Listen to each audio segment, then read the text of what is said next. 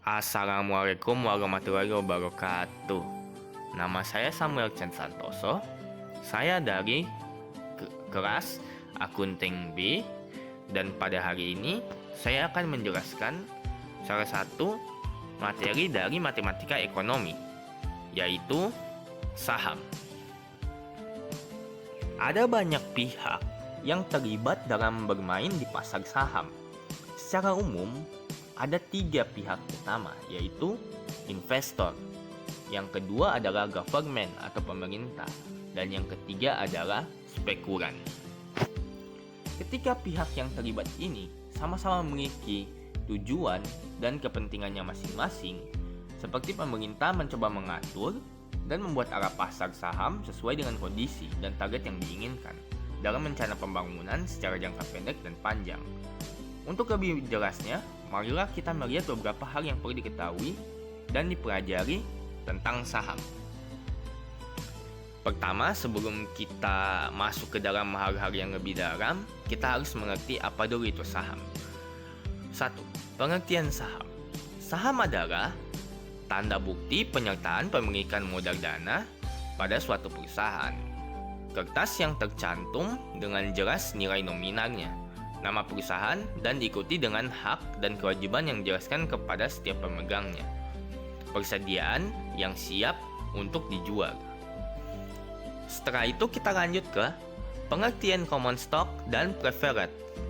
Common stock atau saham biasa adalah suatu surat berharga yang dijual oleh suatu perusahaan yang menjelaskan nilai nominal seperti rupiah, dolar, yen, dan sebagaimana di mana pemegang diberi hak untuk mengikuti RUPS atau Rapat Umum Pemegang Saham, dan LUSRB, Rapat Umum Pemegang Saham Luar Biasa, serta berhak untuk menentukan atau memberi right issue atau penjualan saham terbatas atau tidak, yang dilanjutkan pada akhir tahun akan memperoleh keuntungan dalam bentuk dividen.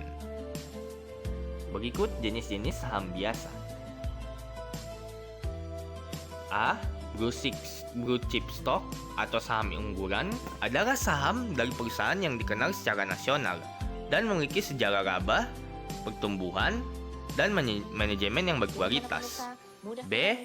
Growth stock adalah saham-saham yang diharapkan memberikan pertumbuhan laba yang lebih tinggi dari rata-rata saham-saham lain, dan karenanya mempunyai PRR yang tinggi atau Schwarzschild.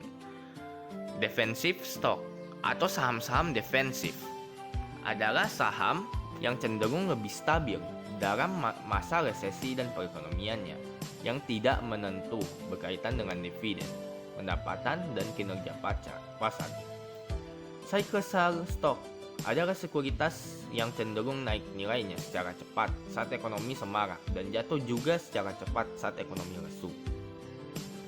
Seasonal stock adalah perusahaan yang penjualannya bervariasi karena dampak bermusim, misalnya karena cuaca dan liburan. Speculative stock adalah saham yang kondisinya memiliki tingkat spekulasi yang tinggi, yang kemungkinan tingkat pengembaliannya hasilnya adalah rendah atau negatif. Agio saham. Agio saham merupakan selisih dari harga jual dan harga beli. Dimisalkan, harga jual adalah Rp750 per lembar dan harga beli adalah Rp820 per lembar. Maka agio saham yang dicatat adalah Rp70 per lembar saham. Menghitung rate of return pada preference stock dan common stock. Ada yang menarik pada saat seseorang memiliki preference stock atau saham istimewa jika dilihat dari perspektif rate of return, yaitu saham preferen ini biasanya memberikan dividen yang tetap setiap tahunnya seperti halnya obligasi. Pada umumnya, saham preferen ini tidak mempunyai hari jatuh atau perpetuity. Rate of return dari saham preferen ini dapat ditentukan dengan menggunakan rumus sebagai berikut. Rate of return sama dengan dividen per lembar saham preferen harga pasar. Contoh soal. Diketahui bahwa PT Mutiara Timur memiliki saham istimewa dengan nilai nominal sebesar 1 miliar. Dan pembayaran dividen dilakukan setiap tahunnya sebesar 150 juta. serta harga pasar untuk saham tersebut adalah 420 juta. Maka berdasarkan data tersebut, kita dapat menghitung rate of return dari saham preferen PT Mutiara Timur. Rate of return sama dengan dividen lembar paham preferen dibagi harga pasar. Rate of return-nya adalah 150 juta dibagi 420 juta dan mendapatkan hasil 0,3571. Kita bisa menggantinya menjadi 35,71. Maka rate of return yang diperoleh adalah 35,71%. Keuntungan memiliki saham. Bagi pihak yang memiliki saham akan memperoleh beberapa keuntungan sebagai bentuk kewajiban yang harus diterima, yaitu memperoleh dividen yang akan diberikan pada setiap akhir tahun, memperoleh capital gain, yaitu keuntungan pada saat saham yang dimiliki tersebut dijual kembali pada harga yang lebih mahal, memiliki hak suara bagi pemegang saham jenis common stock atau saham biasa, seperti pada RUPS dan RUPSRB. Dalam pengambilan kredit ke perbankan, jumlah kepemilikan saham yang dimiliki dapat dijadikan sebagai salah satu pendukung jaminan atau jaminan tambahan dengan tujuan untuk membuat lebih yakin pihak penilai kredit dalam melihat kemampuan calon debitur. Adapun bentuk rumus dan capital gain adalah seperti berikut ini.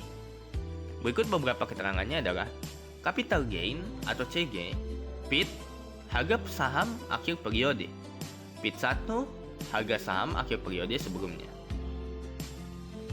Pelaku pasar saham.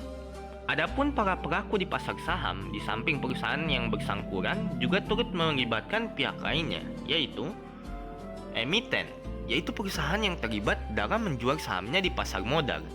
Underwriter atau penjaminan, yaitu yang menjamin perusahaan tersebut dalam menjual sahamnya di pasar modal. C. Broker atau piarang.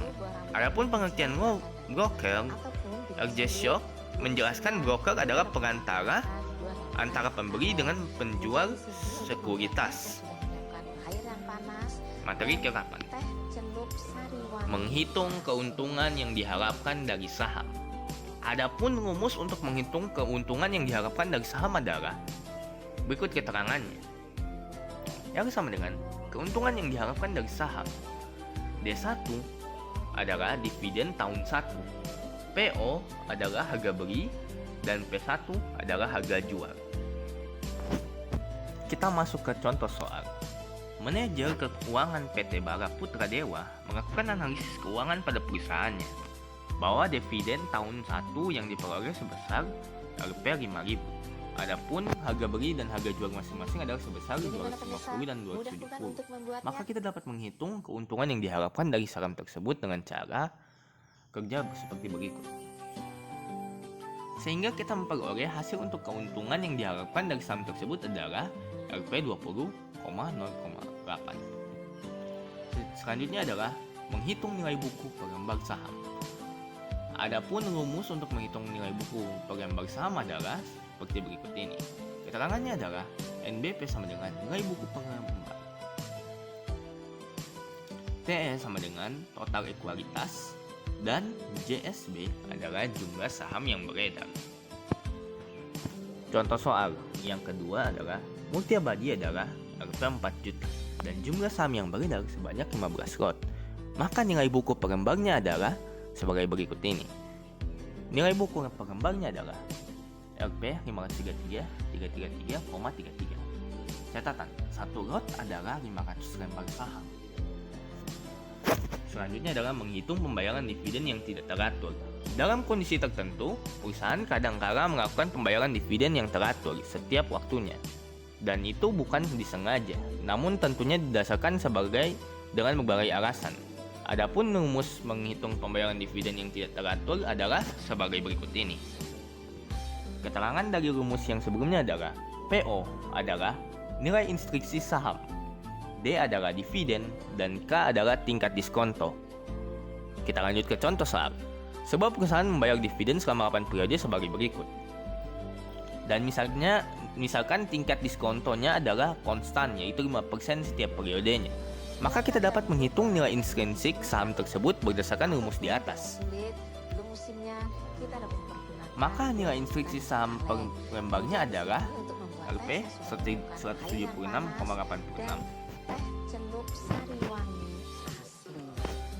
Earning per share atau EPS. Earning per share atau pendapatan per lembar saham adalah bentuk pemberian keuntungan yang diberikan kepada para pemegang saham dari setiap lembar saham yang dimiliki. Adapun saham yang dimiliki adalah sebagai berikut. Keterangannya adalah EPS, earning per share, EAT, earning after tax, atau pendapatan setelah pajak. GSB adalah jumlah saham yang dimiliki. Contoh soal yang pertama. PT Maharani Utama mencatat pada tahun 2007 memperoleh earning tax sebesar 200.000 dan 200 perak, rata-rata tertimbang saham biasa yang beredar. Maka berdasarkan rumus di atas, kita dapat menghitung EPS sebagai berikut. EPS 200.000 dibagi 200 perak. EPS-nya adalah 1.000. Maka EPS PT Maharani Utama adalah 1.000 per lembar saham. Contoh soal kedua. Manajer keuangan PT Sentral Mutiara mengkonfirmasi bahwa di tahun 2007 telah memperoleh EAT sebesar 6,3 miliar dan saat ini terdapat 120.000 rata-rata tertimbang saham biasa yang beredar. Maka selanjutnya kita dapat menghitung EPS PT Sentral Mutiara sebagai berikut. EPS sama dengan EAT. EPS 6.300 dibagi 120.000. EPS adalah 52.500. Maka EPS PT Sentral Mutiara adalah 52.500 lembar saham yang beredar. Selanjutnya adalah price earning ratio atau PER. Bagi para investor, semakin tinggi price earning ratio, maka pertumbuhan laba yang diharapkan juga akan mengalami kenaikan. Dengan begitu, price earning ratio atau rasio harga terhadap laba adalah perbandingan antara market price per share atau harga pasar per saham dengan earning per share, laba per lembar saham. Adapun rumus price earning ratio adalah sebagai berikut. Keterangannya adalah PER adalah price earning ratio, MPS adalah market price per share, dan EPS adalah earning per share. Oke, kita masuk ke contoh soal untuk PER. PT Rengkong Pasifik menginginkan pada saat melakukan go publik memperoleh harga pasar per lembar sahamnya adalah 120 dan mengharapkan laba per lembar sahamnya adalah sebesar 315. Maka berdasarkan rumus di atas, kita dapat menghitung price earning ratio-nya adalah sebagai berikut. PL adalah 12.000 dibagi 315, PR-nya adalah 38. Menghitung return of investment atau ROI. Return of investment atau pengembalian investasi, bahwa di beberapa referensi lainnya ini juga ditulis dengan return of total asset atau ROA. ROA adalah melihat sejauh mana investasi yang telah ditanamkan mampu memberikan pengembalian keuntungan sesuai yang diharapkan. Earning after tax atau EAT, total asset. Keterangannya adalah earning after tax atau EAT adalah laba setelah pajak. Total aset adalah total aktiva. Oke, kita masuk kepada contoh soal berikutnya. Berdasarkan data pada neraca dan laporan laba rugi PT Jayabaya Utara terlihat bahwa EAT perusahaan adalah berjumlah Rp720 dan total aset adalah 8.000. Maka kita dapat menghitung return of investment perusahaan tersebut sebagai berikut. Return of investment sama dengan 720 dibagi 8.000. Return of investment-nya adalah 0,09. Make return on investment dari PT Jayabaya Utara adalah 0,09. Selanjutnya adalah menghitung return on quantity atau ROE. Disebut juga laba atas equity. Di beberapa referensi disebut juga dengan rasio total, aset turnover atau perputaran pusat aset. Earning after tax, EAT, dibagi shareholder equity. Keterangannya adalah earning after tax atau EAT adalah laba setelah pajak. Shareholder equity adalah modal sendiri. Oke, kita masuk ke contoh soalnya. Berdasarkan data pada laporan keuangan PT Gunung Bromo pada tahun 2010, disebutkan bahwa laba setelah pajak perusahaan adalah RP dan dana sendiri RP, maka kita dapat Oke, kita masuk kepada contoh soal.